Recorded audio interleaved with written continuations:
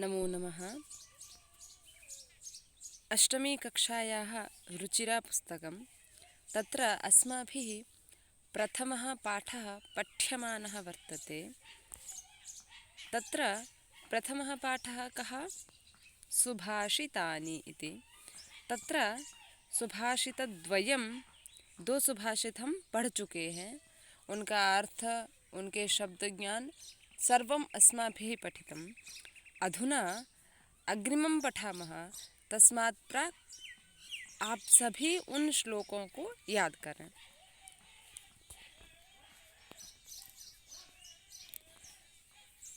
अग्रिमं श्लोकं पठामः।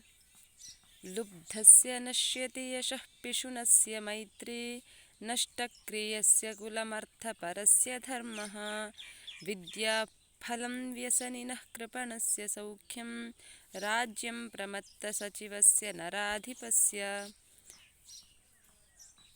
तत्र पदच्छेदः। लुब्धस्य नश्यति यशः पिशुनस्य मैत्री, नष्टक्रियस्य कुलम् अर्थपरस्य धर्मः, विद्याफलं व्यसनिनः कृपणस्य सौख्यं, राज्यं प्रमत्तसचिवस्य नराधिपस्य। इदानीम् अन्वयः। अन्वये कानिचित् शब्दानि आवरणे लिखितानि। नीचे अन्वय में कुछ शब्द आवरण में लिखे गए हैं। यह शब्द यद्यपि श्लोक में नहीं है, एक बार ही है, फिर भी अर्थ जानने के लिए इसमें क्या किया गया है, उन शब्दों को बार बार लिया गया है। अन्वयः। लुब्धस्य यशः नश्यति, पिशुनस्य मैत्री नश्यति, नष्टक्रियस्य कुलं नश्यति, अर्थपरस्य धर्मः नश्यति, व्यसनिनः विद्याफलं नश्यति, कृपणस्य सौख्यं नश्यति, प्रमत्तसचिवस्य नराधिपस्य राज्यं नश्यति। अत्र शब्दार्थाः। लुब्धस्य अर्थात् लोभी जनस्य, लोभी मनुष्य का। अकारान्तः पुल्लिङ्गः लुब्धशब्दः, षष्ठी विभक्तिः एकवचनं। यशः अर्थात् प्रसिद्धिः, कीर्तिः। सकारान्तः नपुंसकलिङ्गः यशस् शब्दः, प्रथमा विभक्तिः एकवचनं। पिशुनस्य द्विजिह्वस्य, कर्णेजपस्य अर्थात जो चुगली करता है, वह चुगली करने वाला। अकारान्तः पुल्लिङ्गः पिशुन शब्दः, षष्ठी विभक्तिः एकवचनं। मैत्री अर्थात मित्रता, फ्रेंडशिप। ईकारान्तः स्त्रीलिङ्गः मैत्री शब्दः, प्रथमा विभक्तिः एकवचनं। नष्टक्रियस्य कुकर्मिणः, दुराचारिणः अर्थात जो गलत काम करता है, वह गलत काम करने वाला। अकारान्तः पुल्लिङ्गः नष्टक्रिय शब्दः, षष्ठी विभक्तिः एकवचनं। कुलम् अर्थात वंशः, परिवारः, परिवार। अकारान्तः नपुंसकलिङ्गः कुलशब्दः, प्रथमा विभक्तिः एकवचनं कुलमिति। अर्थपरस्य अर्थात धनलोलुपस्य, जो हमेशा पैसों के पीछे भागता है, अर्थात कहीं से भी बस पैसे चाहिए, लोभी, वह अर्थपरस्य। अकारान्तः पुल्लिङ्गः अर्थपरशब्दः, षष्ठी विभक्तिः एकवचनं। धर्मः कर्तव्यं, स्वभावः। अकारान्तः पुल्लिङ्गः धर्मशब्दः, प्रथमा विभक्तिः एकवचनं। व्यसनिनः दुष्ट अभ्यासयुक्तस्य, जिसके अंदर दुर्व्यवहार है, जो मतलब गलत काम करता है, वह दुर्व्यवहारी।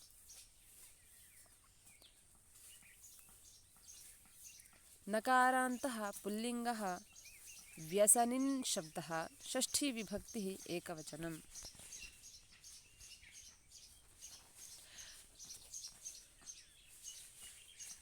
विद्याफलम् अर्थात विद्यायाः परिणामः ज्ञानम। पढ़ाई से जो हमने ज्ञान प्राप्त किया है वह।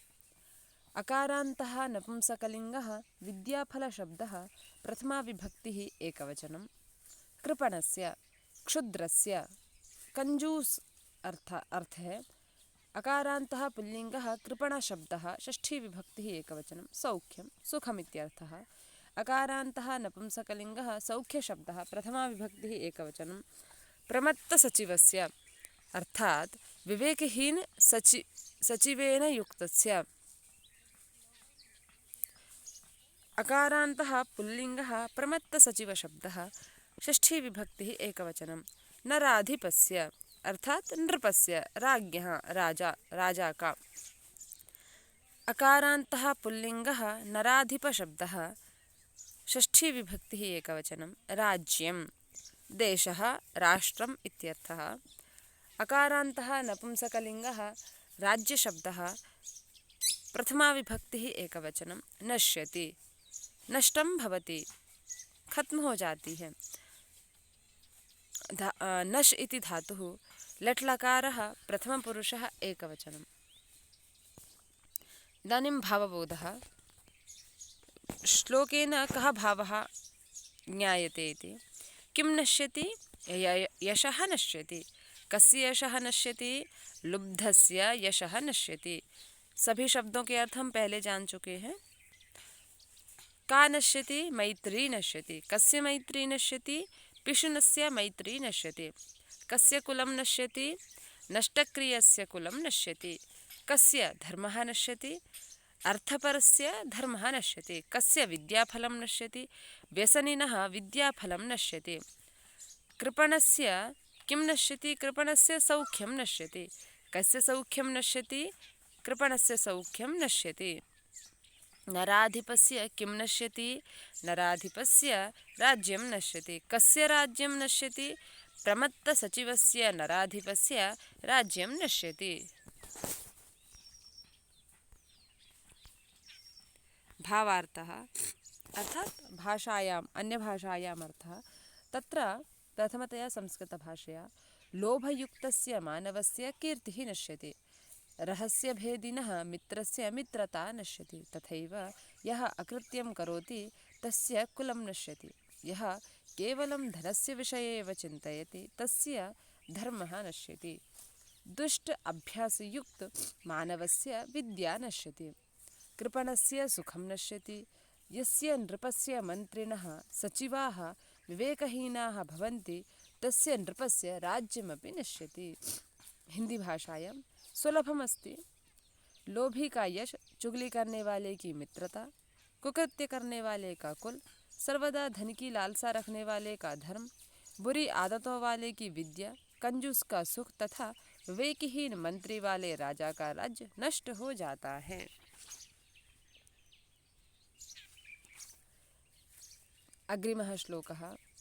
पीत्वा रसं तु कटुकं मधुरं समानं माधुर्यमेव जनयेन् मधुमक्षिकासौ सन्तस्तथैव समसज्जनदुर्जनानां श्रुत्वा वचः मधुरसूक्तरसं सृजन्ति। पदच्छेदः।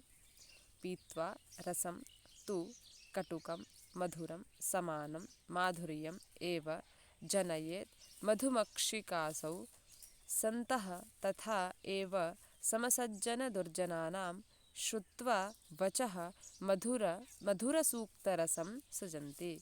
अन्वयः।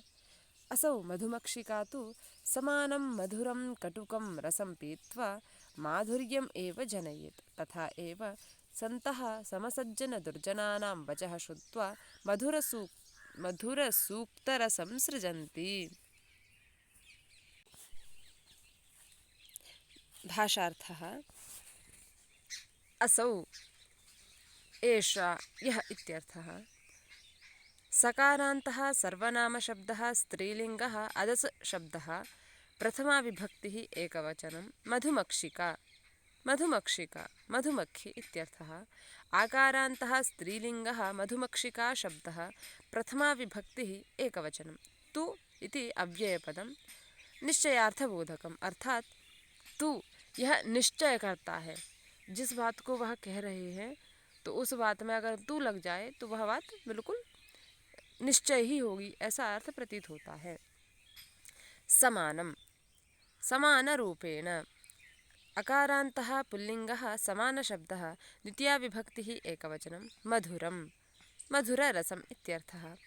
अकारान्तः पुल्लिङ्गः मधुरशब्दः, द्वितीया विभक्तिः एकवचनं, कटुकम्, अर्थात् कटुरसं, कड़वा।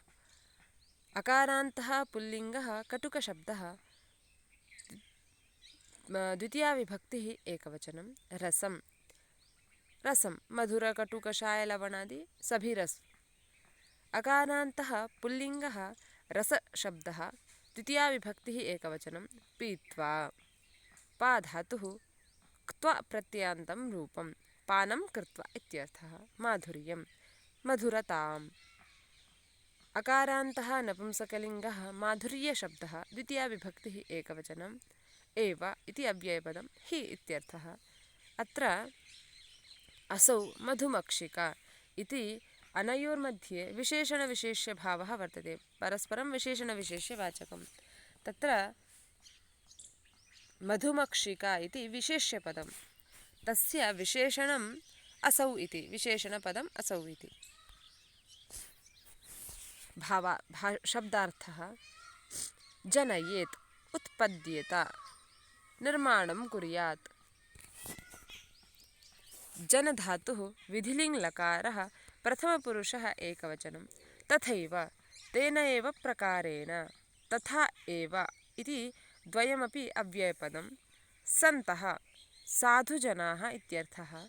सत् इति तकारान्तः पुल्लिङ्गशब्दः, प्रथमा विभक्तिः बहुवचनं, समसज्जनदुर्जनानां, सज्जनानां दुर्जनानां च समानं। समसज्जनदुर्जन इति अकारान्तः पुल्लिङ्गशब्दः, षष्ठी विभक्तिः बहुवचनं, वचः, वचनं, कथनं, शब्दम् इत्यर्थः। सकारान्तः नपुंसकलिङ्गः वचस् शब्दः, द्वितीया विभक्तिः एकवचनं, श्रुत्वा, श्रुधातोः क्त्वा प्रत्ययान्तं रूपं, श्रुधातु से क्त्वा प्रत्यय हुआ है। आकर्ण्य, श्रवणं कृत्वा, मधुरसूक्तरसं, सुभाषितरूपं मधुररसं। मधुरसूक्तरस इति अकारान्तः पुल्लिङ्गः शब्दः, द्वितीया विभक्तिः एकवचनं, सृजन्ति, निर्मान्ति, उत्पादयन्ति इत्यर्थः। सृज इति धातुः लट्लकारः प्रथमपुरुषः बहुवचनम्। अत्र मधुरं, कटुकं, रसम् इति एतेषां मध्ये परस्परं विशेषणविशेष्यभावः वर्तते। तत्र विशेष्यं पदं रसम् इति, तस्य विशेषणं मधुरं, कटुकम् इति। अर्थात एक शब्द जिसके लिए हम और भी शब्द जोड़ देते हैं, जैसे रस कैसा है तो हम कहेंगे मीठा है, खट्टा है, तीखा है, तो रस यहाँ पे क्या हो जाता है, विशेष्य पद। जिसके विशेषण, जिसके लिए हम अलग अलग शब्दों का प्रयोग करें, मीठा, कड़वा, ये अलग अलग उसके भेद हैं, तो ये क्या हो जाएंगे, विशेषण। पिबति अर्थात पानं करोति इत्यर्थः, पीता है। का पिबति, मधुमक्षिका पिबति। मधुमक्षिका किं पिबति, मधुमक्षिका रसं पिबति। मधुमक्षिका कीदृशं रसं पिबति, मधुमक्षिका कटुकं मधुरं च रसं पिबति। कटुकं मधुरं च रसं पीत्वा मक्षिका किं जनयति, कटुकं मधुरं रसं पीत्वा माधुर्यं जनयति मधुमक्षिका। असौ इति पदं कस्य पदस्य विशेषणम् अस्ति, असौ इति पदं मधुमक्षिका इति पदस्य विशेषणम् अस्ति। वचः के शृण्वन्ति, सन्तः वचः शृण्वन्ति। सन्तः केषां वचः शृण्वन्ति, सन्तः सज्जनानां दुर्जनानां च वचः शृण्वन्ति। सन्तः इति पदे मूलशब्दः कः अस्ति, सन्तः इति पदे मूलशब्दः सत् इति अस्ति। सन्तः वचः श्रुत्वा किं कुर्वन्ति, सन्तः वचः श्रुत्वा मधुरसूक्तरसं सृजन्ति। सृजन्ति इति पदे कः धातुः अस्ति? वदन्तु। सृजन्ति इति पदे सृज इति धातुः अस्ति। भाषार्थः यथा मधुमक्षिका कटुकं मधुरं च रसं पीत्वा माधुर्यम् अर्थात मधु एव निर्माण करती हैं, तथैव संताः सज्जनानां दुर्जनानां च वचनं श्रुत्वा मधुरवचनम् एव वदन्ति। जिस प्रकार मधुमक्खी कड़वे व मीठे रस को पीकर मीठे शहद का ही उत्पादन करती है, उसी प्रकार संतजन सज्जनों व दुर्जनों की बातें सुनकर मीठी वाणी ही बोलते हैं। इति रुचिरापुस्तके द्वितीयः भागः। धन्यवादाः।